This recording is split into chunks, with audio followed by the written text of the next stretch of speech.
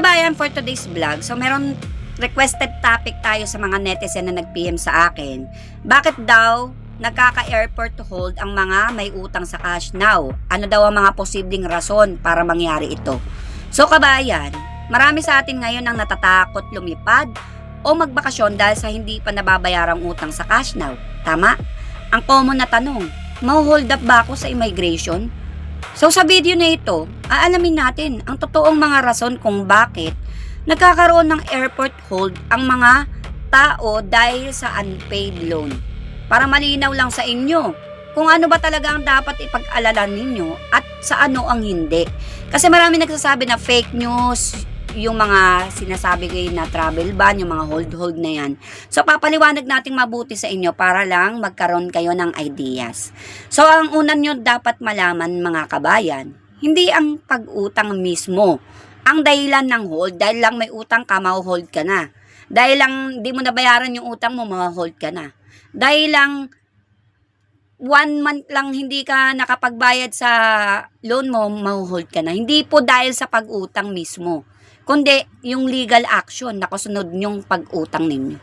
Kapag once kasi ang cash now or ang lender na inutangan nyo is nag-file ng complaints against you, dun lang papasok ang pag-hold sa inyo sa immigration kapag once na napatunayan ng korte na wala na kayong contact o hindi na kayo makontak ng cash now at sobrang tagal na ng default ng inyong loan. Kapag nag-file lang po ang lender ng case against you, doon lang papasok ang pag-hold.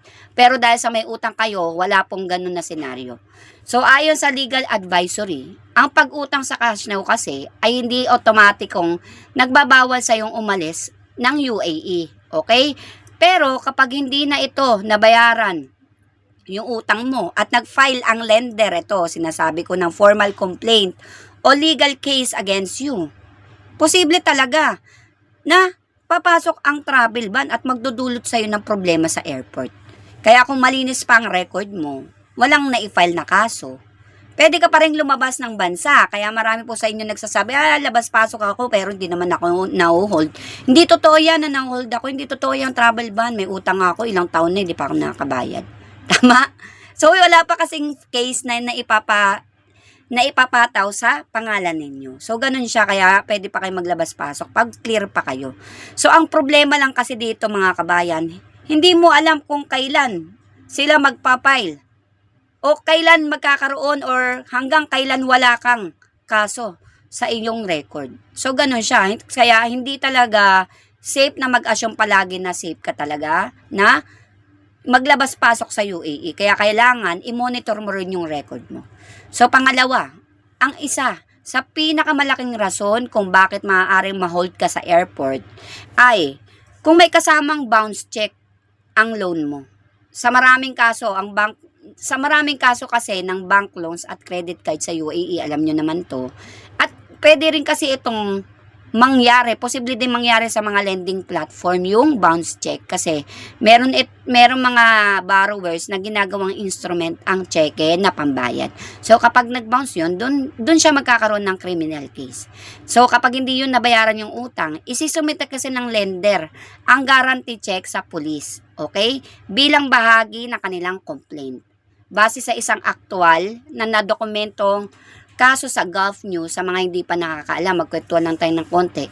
Meron kasing isang borrower na nangutang ng 300,000 dirham sa bangko hindi sa cash now, na hindi na nakabalik sa UAE dahil sinabihan ng abogado na kapag bumalik sa UAE is maaari siya agad sa airport dahil naka-flag na ang pangalan niya sa sistema nila dito sa UAE. So, resulta ito ng police complaint na kasama ang guarantee check na isinumite ng bangko. So kapag ganito ang nangyari, ang mismong sistema ng immigration ang mag-a-alert sa airport. Kaya kahit gaano ka man katagal na wala sa bansa, may ipa-flag pa rin ang pangalan mo. So pangatlo, importanteng malaman na hindi lang sa pag-alis, kundi pati sa pagbabalik sa UAE. Kung galing ka sa bakasyon, biglang nag-file yung cash now ng complaints against you nung nagbakasyon ka. Pagbalik mo, pwede pa rin, possible pa rin na ma-hold ka. At kahit sa transit lang, pwede ka nang ma-hold. May naitala kasi na insidente kung saan mahigit 20 na Pilipino, sa mga hindi pa nakakaalam, ang na-detain sa loob ng 5 buwan. Okay, dahil sa unpaid debts at karamihan sa kanila ay dumadaan lang sa UAE, papunta sa ibang bansa. Dito connecting. Hindi na sila naninirahan doon. Ayon sa isang consul general, kapag lumipad ka sa alinmang airline na dumadaan sa UAE o GCC country, pwede kang ma-flag ng immigration dahil ang pangalan, petsa ng kapanganakan, muka at fingerprints mo ay pareho pa rin kahit may bago ka pang pasaporte. May mga kaso rin na umaabot ng 10 taon ang tanda ng utang bago pa naabutan ang tao. Okay? Kaya hindi basta nawawala sa sistema kahit matagal ng panahon ang lumipas. Kasi ang lender, pwede pa silang mag-file ng legal case sa inyo hanggang 15 years. Pwede pa nilang mahabol sa inyo ang pera. Akala nyo wala na lang, pero pwede pa yun hanggang 15 years. So sa pang-apat, mahalagang tandaan na ang halaga ng utang at kung gaano katagal itong overdue mo ay malaking factor sa kung gaano kaseryoso ang aabutin ng kaso mo.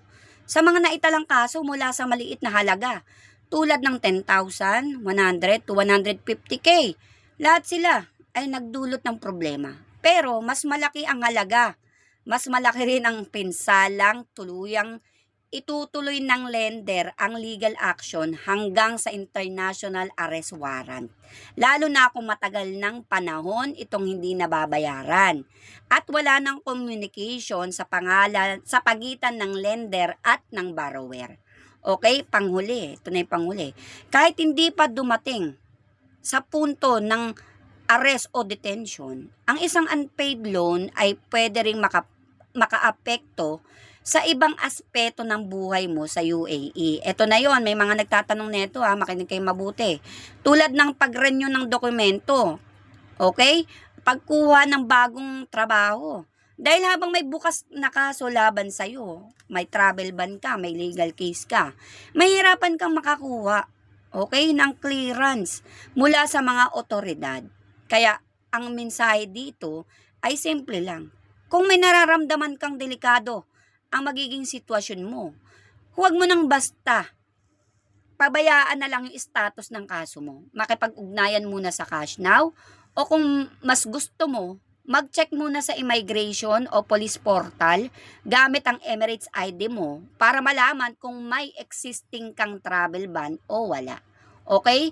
So disclaimer lang ulit, ang impormasyon na ito ay galing sa publicly available na balita, legally advisory articles, at karanasan ng ibang OFWs na nakalap online.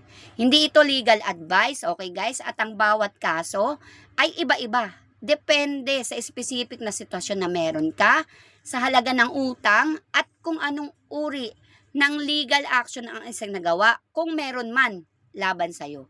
Para sa tumpak at particular na assessment, kumonsulta na lang kayo sa isang licensed na abogado dito sa UAE. So kung meron kayong experience mga kabayan, bad or good man yan, i-share nyo sa comments, baka makatulong yan sa iba nating mga kababayan. At kung gusto nyo ng mga follow-up videos, pwede kayong mag-PM sa akin kung ano yung gusto nyong itopic ko tungkol sa mga senaryo na meron kayo para may iba-vlog natin siya sa susunod. So yun lamang po, maraming salamat. Please like, share my video.